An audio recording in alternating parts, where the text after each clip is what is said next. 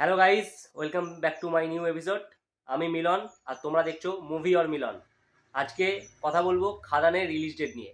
হ্যাঁ বন্ধুরা, খাদানের release date জানতে পেরে গেলাম, তো সেটাই তোমাদের সাথে শেয়ার করব। আদৌ কি এই রিলিজ ডেটটা ঠিকঠাক কিনা সেটাই তোমাদেরকে জানাবো। আর যে যে সিদ্ধান্তটা নিয়ে প্রোডাকশন হাউস এই ডেটটা ঠিক চুজ করেছে সেটা ঠিক কিনা সেই সব নিয়েই তোমাদের সাথে শেয়ার করব আর তোমাদের সাথে আলোচনা করব। তো ভিডিওটা ভালো লাগলে লাইক করো, আর স্কিপ না করে ভিডিওটা পুরোটা দেখার চেষ্টা করো। জানি অনেকের কাছে এখন সময় খুব কম, তো আর বেশি ভাট না বকে চলো শুরু করেই আজকের এপিসোড। তো সবাই কেমন আছো প্রথমেই বলো, যে কেমন আছো সবাই। আশা করি সবাই ভালো আছো। তো খাদান রিলিজ ডেট 28শে জুন রাখা হয়েছে, কোনো ফেস্টিভ্যাল সময় নয় এটা। তো এই ফেস্টিভ্যাল সময় নয়, তা যার জন্য এটা কি খুব রিস্ক হয়ে গেল? তা আমার ব্যক্তিগত মত, আমার প্রেডিকশন অনুযায়ী আমি বলবো একদম ঠিকঠাক ডিসিশান। কারণ অকেশানি মানেই অনেকগুলো ছবি, অনেকগুলো গল্প আমাদের সামনে চলে আসবে, আর সেখানে দাঁড়িয়ে একটা বাংলা সিনেমা হল পাওয়া খুব রিস্ক। তাই জন্য কোনো ফেস্টিভ্যাল ছাড়া সিনেমা রিলিজ করলে হল অনেক পাওয়া যায়।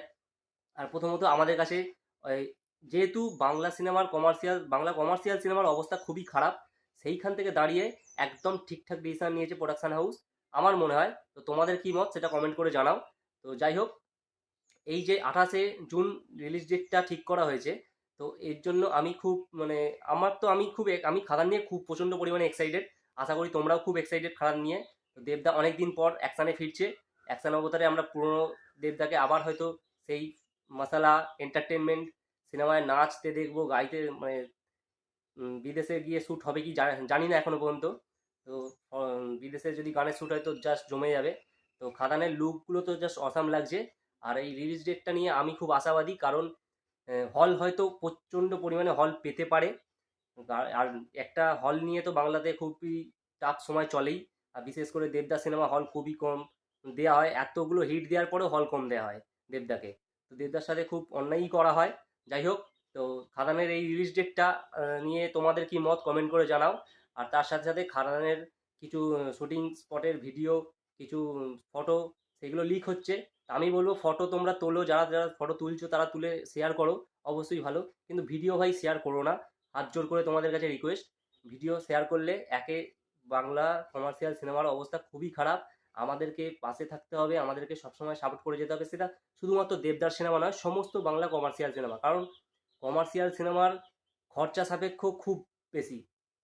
একটা বাংলা সিনেমা মানে কমার্শিয়াল সিনেমাতে যদি সাপোর্ট করি, অনেকজন সেই মানে কমার্শিয়াল সিনেমাতে অনেকজন কাজ পায়।